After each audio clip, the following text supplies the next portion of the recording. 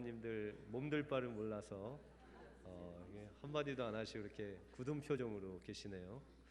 예, 특별히 오늘 우리 김요연 집사님이 나오셔서 얼마나 제가 기쁜지 모르겠습니다. 여러분들 오늘 특별히 아버지 날인데 우리 김요연 집사님 잠깐 일어나 주시면 저 뒤에 박수 한번.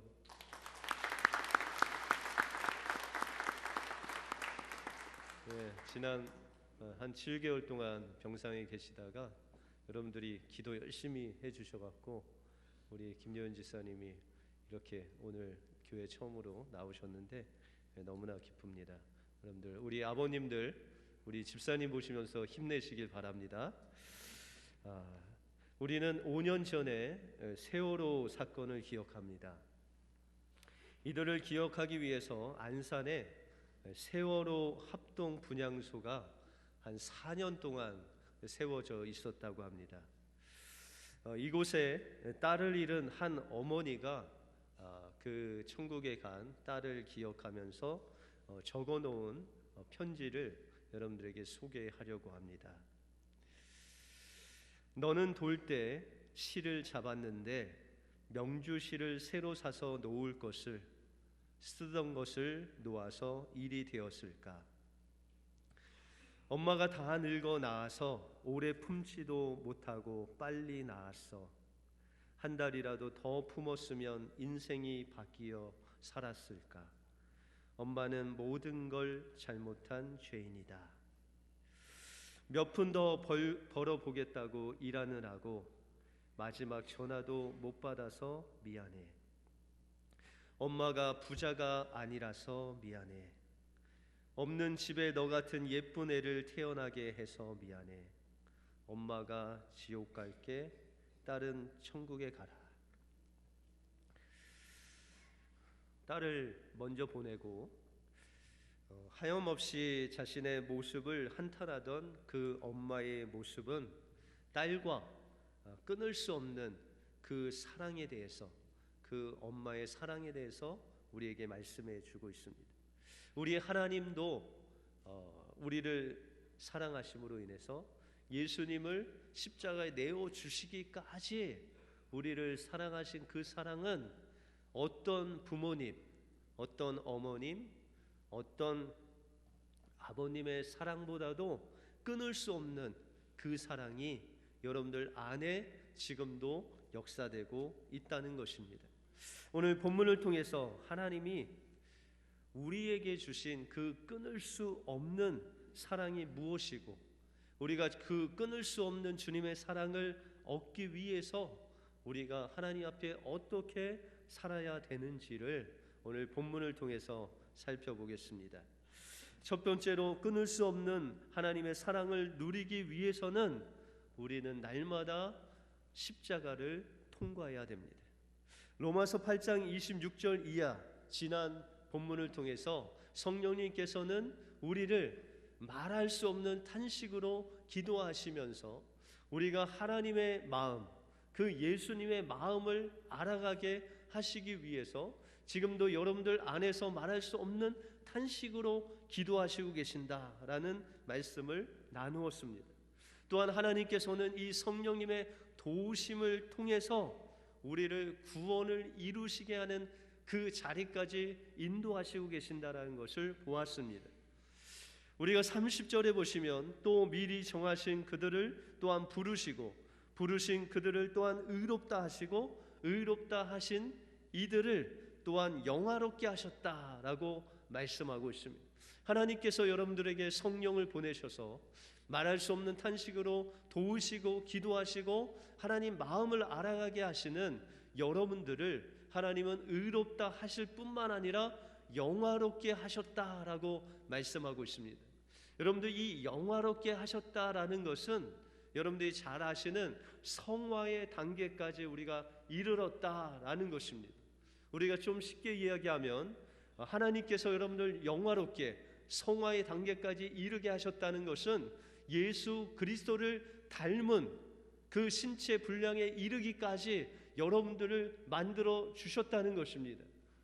더욱이 놀라운 것은 영화롭게 하셨다라는 그 시제가 과거도 아니고 또한 미래도 아니고 이제 하나님께서 벌써 이루셨다는 거예요.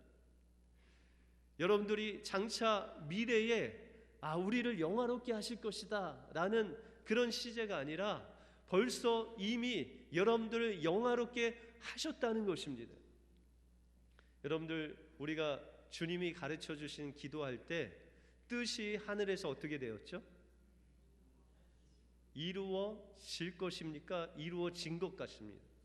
이루어진 것 같이 하나님께서는 이미 그 십자가에 그 죽으시고 부활하시고 승천하실 그때에 이미 하나님의 그 전쟁은 끝난 거예요. 여러분들은 이미 의롭다 하심을 받고 또한 영화롭게 하신 거예요. 그 하늘에서 벌써 그 뜻이 이루어졌는데 우리는 이 육신을 살고 있는 이 땅에서는 이루어가고 계신 것입니다. 그러나 하나님의 눈으로 봤을 때는 이미 그 십자가를 통해서 여러분들을 의롭게 하실 뿐만 아니라 영화롭게 하셨다라고 말씀하고 있습니다. 그러면 이 일이 어떻게 이루어질 수 있을까요? 31절에 보시면 그런즉 이 일에 대하여 우리가 무슨 말 하리요? 만일 하나님이 우리를 위하시면 누가 우리를 대적하리요? 라고 말씀하고 있습니다. 이 일이 어떻게 이루어질 수 있느냐?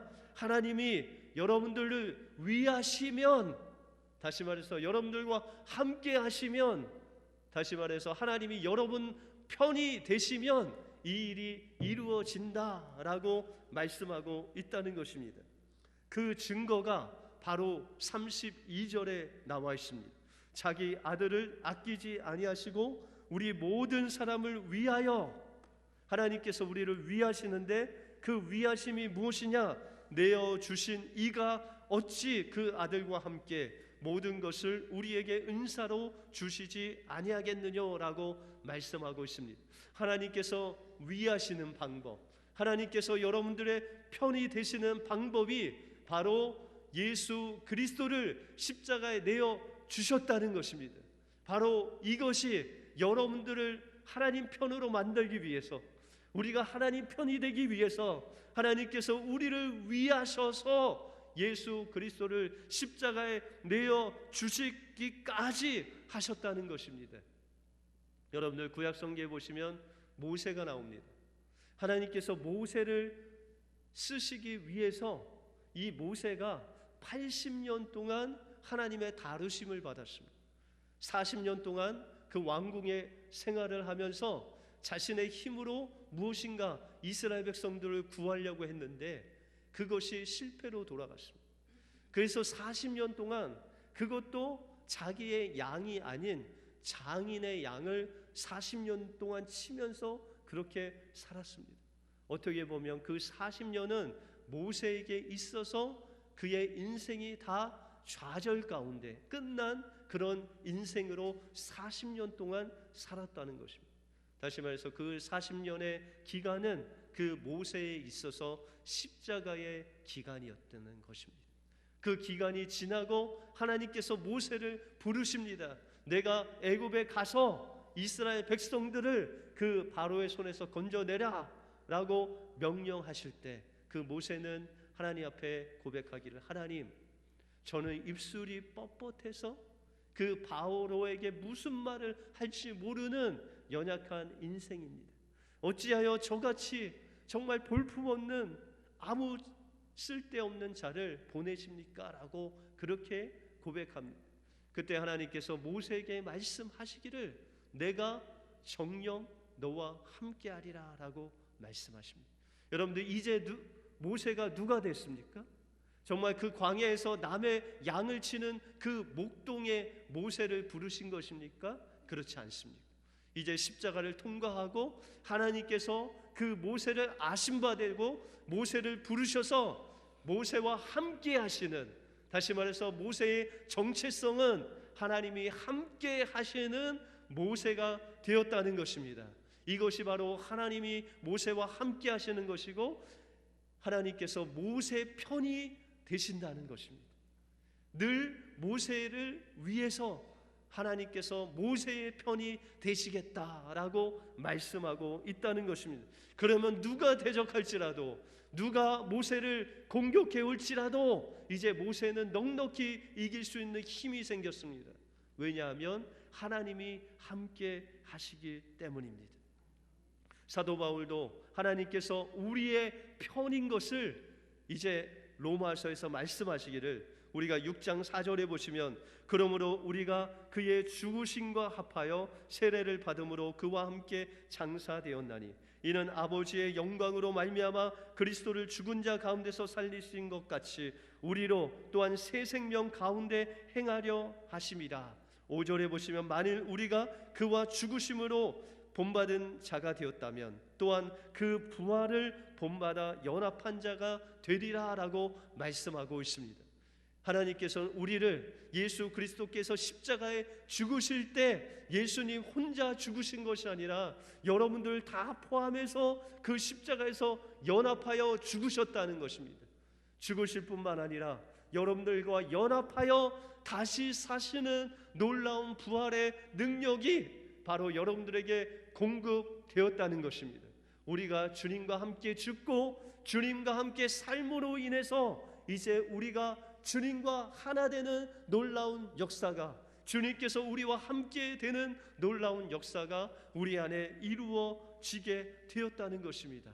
그러므로 여러분들이 어디에 있든지 하나님께서 여러분들과 한편이 되시는데, 여러분들 위하시는데, 그것이 바로 이 십자가를 통과한 믿음으로 인해서 우리와 하나님이 함께 하시는 놀라운 역사를 주시겠다라고 말씀하고 있다는 것입니다. 그런데 우리가 하나님이 우리 편이 되시기 위한 조건이 바로 이 십자가를 통과해야 되는데, 이 십자가를 통과하는 방법은 바로 믿음이라는 것입니다. 갈라디아서 2장 20절에 보시면 내가 그리스도와 함께 십자가에 못 박혔나니 그런즉 이제 내가 산 것이 아니요 오직 내 안에 그리스도께서 사신 것이라. 이제 내가 육체 가운데 사는 것은 나를 사랑하사 나를 위하여 자기 몸을 버리신 하나님의 아들을 믿는 믿음 안에서 사는 것이라 라고 말씀하고 있습니다. 우리가 십자가를 통과하는 방법은 바로 믿음으로 십자가를 바라보는 것이고, 그 십자가 안에 우리가 거할 때 주 예수 그리스도를 믿음으로 십자가를 바라보고 주님 안에 거할 때 우리는 주님과 연합하여 사는 놀라운 은혜를 받아 누릴 수 있도록 인도해 주신다는 것입니다. 우리가 믿음으로 십자가를 바라보고 예수 안에 거할 때 주님이 우리와 함께 하셔서 여러분들의 편이 되시고, 여러분들이 어디에 있든지 하나님께서 함께하여 주셔서 이 세상을 여러분들 대적하는 대적들을 넉넉히 이길 그 힘을 공급해 주신다는 것입니다. 오늘도 그 하나님께서는 여러분들의 편이 되시기 원합니다. 여러분들 위하여 살기 원하십니다. 그러기 위해서 우리가 믿음으로 주님의 십자가를 통과함으로 주님과 함께 하셔서 주님이 여러분들의 편이 되는 놀라운 은혜를 받아 누리시는 여러분들의 삶이 되시길 주님의 이름으로 축원드립니다.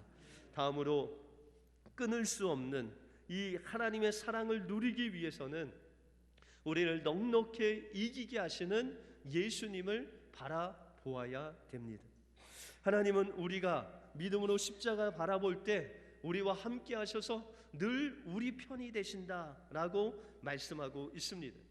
그런데 우리가 이 하나님이 우리 편이 돼서 이 세상을 신앙생활을 해 나갈 때 하나님께서 우리를 영화롭게 하시고 우리를 예수 그리스도를 닮은 자들로서 변화시켜 주시는 데 있어서 우리를 늘 어렵게 만드는 세상의 공격이 있다라고 말씀하고 있습니다. 오늘 35절에 보시면 누가 우리를 그리스도의 사랑에서 끊으리요 환난이나 공고나 핍박이나 기근이나 적신이나 위험이나 칼이라 라고 말씀하고 있습니다. 이런 7가지의 그 세상이 주는 그 핍박을 통해서 우리가 정말 어려움을 당할 수 있다는 것입니다. 여러분들 예수 그리스도를 믿음으로 이런 환난이나 기근이나 위험을 당해 보신 적이 있으십니까? 여러분들 여기서 나오는 이 환난이라는 단어는 이제 곡식을 거두고 그것을 타작하기 위해서 그 곡식들을 아주 세게 쳐서 그 알곡만 떨어뜨리는 그 기구가 바로 이 환난이라는 단어입니다. 다시 말해서 이 육신적으로 세상의 그 어려움과 고난을 통해서 우리가 정말 우리의 힘으로는 도저히 이길 수 없는 그 고난이 바로 이 환난이다라고 말씀하고 있습니다. 육신적인 핍박이 바로 환난이고, 또한 공고라는 것은 그 뜻은 아주 좁은 공간 속에 있는다. 다시 말해서 한 평도 안 되는 그 감옥에서 여러 날 있을 때 정신적인 고통, 그 고통을 바로 공고다라고 그렇게 이야기하고 있습니다. 또한 기근이나 적신이라는 것은 로마 시대, 다시 말해서 이 사도 바울 시대 때 하나님을 믿음으로 말미암아 황제 숭배를 거부하면 경제적인 활동을 할 수가 없었습니다. 뭐 사고 파는 것이나 아니면 물건을 사고 그것을 누려야 되는데 그 모든 행위를 못하게 했습니다. 다시 말해서 황제 숭배를 하기 위해서 그들을 그냥 양식을 살 수 없도록 그렇게 어려움을 줬다는 것입니다.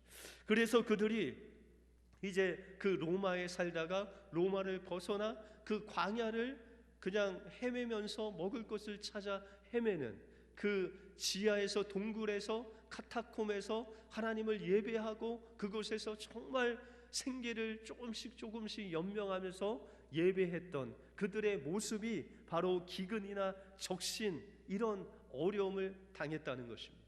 여러분들, 이런 예수 그리스도를 믿고 이런 어려움을 당하신 적이 있습니까? 우리는 정말 예수 믿고 복음 받았는데 이런 환난이나 핍박은 받은 적이 별로 없는 것 같습니다. 그러나 하나님께서는 이런 핍박과 환난이 비록 우리에게 올지라도 우리가 넉넉히 그것을 이길 수 있다라고 말씀하고 있습니다. 제가 고등학교를 졸업하고 이제 직장에 생활을 했는데 예수를 그때 너무 잘 믿어서 주일 성수를 안 하면 제가 죽는 줄 알았습니다. 그래서 주일 성수를 이제 열심히 하는데 직장에 갔더니 2시에 출근을 하라고 그래서 제가 직장에 안 갔습니다. 그러니까 직장에서는 이제 난리가 났고 집에서는 제가 직장에 가는 줄 알았습니다. 근데 아침 일찍 가서 교회 가서 이제 밤늦게 집을 가니까 저희 부모님이 아주 까맣게 몰랐습니다. 그런데 어느 날 하루 직장에서 전화가 왔습니다. 집에 이상훈 씨 어떻게 몸이 많이 아파서 못 오셨냐고. 그랬더니 저희 아버지하고 어머니가 놀랬죠. 분명히 아침에 나간 이 아들이 직장에 가질 않았다. 그래서 한 2개월 정도 그렇게 살다가 이제 부모님한테 걸려서 하여튼 먼지나게 맞지는 않았지만 엄청나게 혼나고 제가 생애 처음으로 가출을 했습니다. 가출을 했는데 가출한 곳은 교회당이었죠. 그 당시에 지하 1층에 있는 교회당인데 하필이면 제가 가출을 겨울에 했습니다. 그래서 이제 겨울에 그 교회당에서 혼자 자는데 스티로폴 하나를 깔고 또 이불 하나를 깔고 이불 덮고 자는데 이게 몸은 괜찮은데 이 이불 덮지 않은 얼굴은 늘 이렇게 얼어 있었어요. 그런데 한 1년 동안 제가 독하죠. 1년 동안 그 교회당에서 사는데 하루에 그때는 직장을 나와서 벌이가 없었기 때문에 하루에 라면 하나로 연명을 하면서 1년을 살았습니다. 그렇게 살다 보니 제 몸무게가 미국식으로 하면 100파운드 정도 나갔었습니다. 그런데 오늘 본문에 나오는 환난이나 공고나 기근이나 적신에 비하면은 그건 아무것도 아니에요. 왜냐하면 라면을 매일매일 먹고 살았잖아요. 그렇죠? 여러분들 요새 최근에 북한에 억류되었다가 나온 그 이면수 목사님의 간증을 들으면 그 감옥에 갇혀서 평생 김일성 모독했다고 평생을 노역하게 만들었는데 영하 20도가 넘는 그곳에서 감옥에서 이제 8시간씩 밖에 나가서 노역을 했다고 합니다. 그런데 그 광산이 있는 그 산에 한 가로 1m, 세로 1m, 그 밑으로 1m를 파는 것이 하루 일과였다고 합니다. 그런데 홈이 하나 두고 그 어른 땅을 아무리 깨도 그게 깨지지 않았는데 그 일을 계속 했다고 합니다. 그런데 그 일은 하다 보니까 조금 더 잘 파지기도 하고 했는데 그 발시려운 것을 그렇게 견디기가 힘들으셨대요. 어느 날 보니까는 발가락 10개가 다 시커멓게 동상이 돼갖고 그 고통을 어떻게 참을 수가 없었다고 그렇게 이야기를 합니다. 여러분들, 우리 믿음의 조상들, 그 일제 치하에서 감옥에 갇힌 자들은 우리 이면수 목사님보다 더한 그 고난을 받았습니다. 여러분들이 잘 아시는 죽으면 죽으리라 하는 안희숙 사모님은 감옥에서 6년 동안 그것을 고문받고 그곳에서 온갖 어려움을 당했는데 그가 갇혔던 시기가 한 6년 정도 된다고 합니다. 근데 그 6년 동안 처음에 갇혀서 그 눈물을 얼마나 흘렸는지, 그 겨울에 그 감방에 갇혀서 눈물을 흘리면은 한 몇 시간 울다 보면 그 눈물이 언대요. 자, 눈물이 언다는 거는 그 간증집에서 처음 봤는데, 겨울마다 계속해서 울었는데 이제 봄이 되고 좀 날씨가 따뜻하니까 눈물은 얼지는 않는데 그 눈에 이상이 생겨서 고름이 계속 나왔대요. 여러분들, 안희숙 이 사모님이 울었던 그 이유가 무엇인지 아십니까? 그 감옥 생활이 너무 힘들어서 그 고문을 견딜 수가 없어서 눈물 흘린 것이 아니라 예수 그리스도를 믿는 것 때문에 나같이 보잘것없는 자가 감옥에 들어올 수 있었다는 그 기쁨의 눈물을 흘렸대요. 여러분들, 어떻게 그 기쁨의 눈물을 흘릴 수가 있습니까? 우리 같으면 하루라도 좀 빨리 나왔으면 좋겠는데 그가 6년 만에 감옥을 나오면서도 눈물을 흘렸대요. 그때는 슬픈 눈물을 흘렸다고 합니다. 그 눈물을 흘린 이유는, 하나님, 나는 자격 부족으로 인해서 실격된 순교자입니다. 내가 예수님 때문에 감옥에 들어갔으면 순교하고 나왔어야 되는데 내 자격이 미달되지 않아서 순교하지 못했습니다 하면서 그것이 슬퍼서 그렇게 눈물을 흘렸다고 합니다. 오늘 36절에 보시면 기록된 바 우리가 종일 주를 위하여 죽임을 당케 되며 도살할 양같이 여김을 받았나이다 라는 이런 고통 가운데서 순교자가 되지 못한 슬퍼하는 안희숙 사모님, 어떻게 그럴 수 있었을까?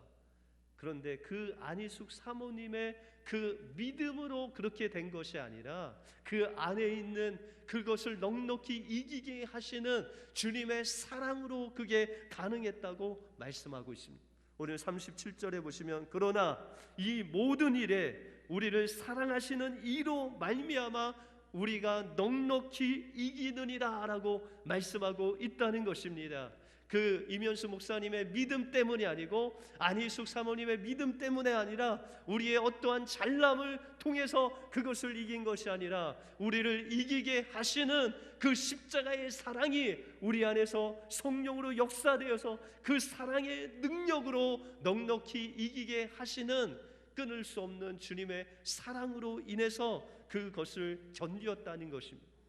다윗도 그가 사망의 음침한 골짜기를 다닐 때 그가 그 사망을 이길 수 있었던 것은 그가 고백하기를 내가 사망의 음침한 골짜기로 다닐지라도 해를 두려워하지 않을 것은 주께서 나와 함께 하십니다.